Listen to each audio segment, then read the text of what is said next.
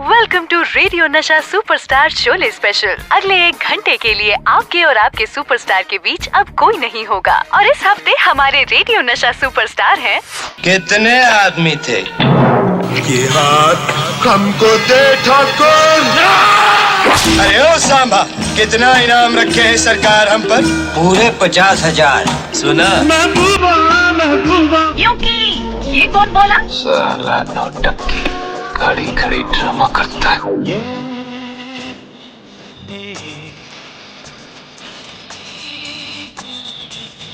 होली कब है होली?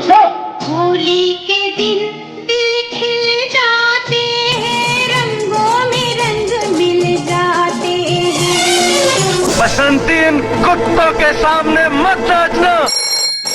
कृपया इस बीप के बाद आपका शोले से रिलेटेड सवाल पूछिए। हेलो, मेरा नाम पायल है और मेरा सवाल धर्मेंद्र जी के लिए है। एक्चुअली धर्मेंद्र जी, मेरे को आपका वीरू का किरदार ना बहुत पसंद है, पर आपको उसके लिए अवार्ड नहीं मिला। इनफैक्ट ऐसे देखा जाए तो आपको मतलब बहुत ही कम अवार्ड्स मिले हैं। ऐसा क्यों, मैं पूछ सकती हूँ? पता नहीं, मुझे अवार्ड्स नहीं मिले। मैं शुरू में था यार, मुझे अवार्ड मिले, ये मैं हर जैसे कि बच्चे को होता है। मैं शुरू में न्यू कमर था तो बच्चा ही था।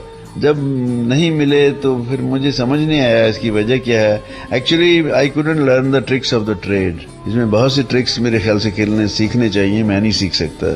मेरी आत्मा नहीं मानती मैं ट्रिक्स खेलूं।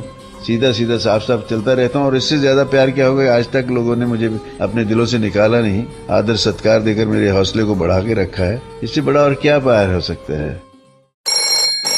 वेलकम टू रेडियो नशा सुपरस्टार शोले स्पेशल। कृपया इस बीप के बाद आपका शोले से रिलेटेड सवाल पूछिए। हेलो, मेरा नाम श्रद्धा है और मेरा सवाल सलीम जी से है। सलीम जी, आप जब शोले बना रहे थे, अगर अभी आप शोले बनाते तो आप किसको कास्ट करते? प्लीज बताइए ना। I have also thought about this several times. This question which you asked कि आज अगर शोले बनेगी तो स्टार कास्ट क्या होना चाहिए? वो मिलती नहीं है वो स्टार कास्ट। अगर लड़के मिल जाते हैं, हीरोज मिल जाते हैं, तो संजीव कुमार का रोल नहीं मिलता। अगर वो मिल जाता है तो गब्बर सिंह नहीं मिलता। तो वहाँ जो एक हो गया था कॉम्बिनेशन, वो अनबिलीवेबल था, वो दोबारा रिपीट नहीं हो सकता। वेलकम टू रेडियो नशा सुपरस्टार शोले स्पेशल। कृपया इस बीप के बाद आपका शोले से रिलेटेड सवाल पूछिए। हाय, मेरा नाम है दानिश और मेरा सवाल अमिताभ बच्चन जी से है। मैं आपसे ये पूछना चाहता हूँ कि शोले फिल्म बनने के लिए तकरीबन 3 साल लग गए थे। तो 3 साल तो काफी जैसे लंबा टाइम है, काफी लंबा समय है। तो इस बीच आपको कोई डिफिकल्टी आई या फिर माहौल कैसा था, वो बताइए प्लीज।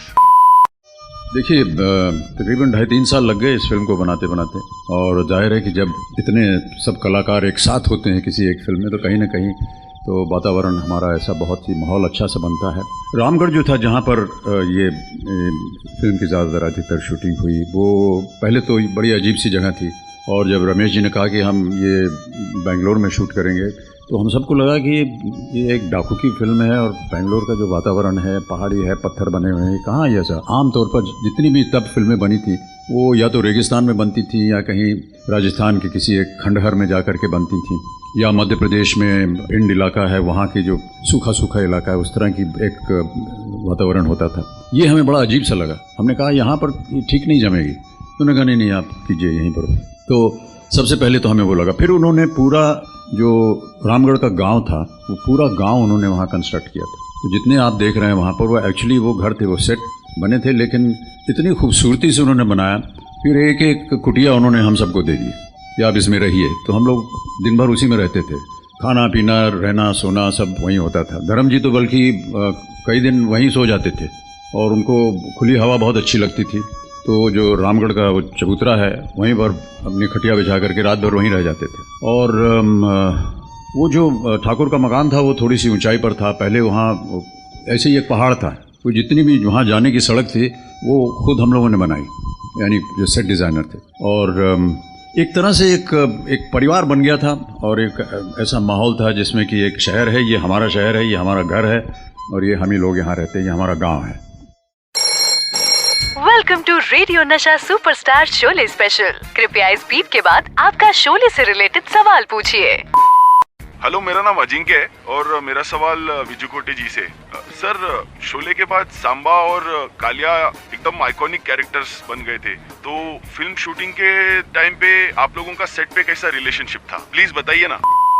मैं मैकमोहन को बहुत सजा थी बेचारे को, and he had done lot of good movies, done good theatre also, तो he was on the upper crust of artist. लेकिन उसको पहाड़ पे चढ़ाते पत्थर पे पीछे की सीढ़ी निकाल देते थे। ओके कट कट, अब रिलैक्स, अब नेक्स्ट शॉट लग रहा है। तो मैकमोहन अरे मेरे को उतरना है, how can I get down यार। 12 फुट के ऊपर था वो, तो पीछे से ये सीढ़ी थी, निकाल देते थे। फिर वो हमारे यार किसने निकाली यार, तो फाइटर्स वगैरह थे, फिर आर्टिस्ट ऑल्सो, अरे लगा दिया, लेट हिम कम डाउन, फिर उसको बेचारे को नीचे ले आते थे। He was a very great chef.